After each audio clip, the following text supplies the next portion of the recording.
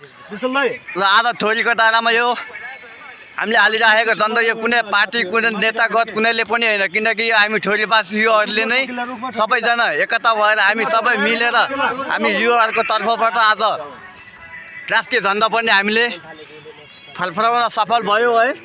हामीले कुनै पार्टी कुनै नेपाल सबै हामी यो हाम्रो युवाहरूको तर्फबाट हामीले हालेको हो। यो हामी युवाहरूको अभियानबाट चलिरहेको ठोरी गाउँपालिकाको जति पनि युवाहरू छ सबै युवाहरूको तर्फबाट हामीले आज नेपालको झन्डा ठोरीमा फलफलाउन सफल भएको छौँ।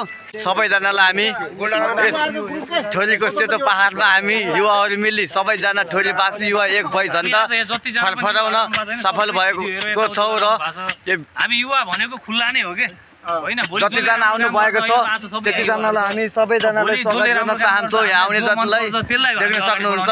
भोलिको दिनमा अवश्य सबैहरू पनि यस ठाउँमा आएर घुमेर रमाइलो गरेर यस झन्डामा बसी फोटो खिची रमाइलो गरी मनोरञ्जन लिन सक्नुहुनेछौँ।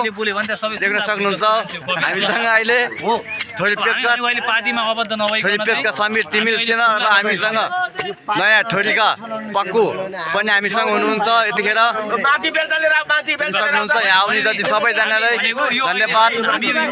आएर यत्रो दुःख गरिदिनु भएकोमा काम गरिदिनु भएकोमा र सँगसँगै हामीलाई नेपालको झन्डा फलफलाएर हामीलाई ठोरीवासीले एउटा इतिहास पनि रच्दैछौँ है।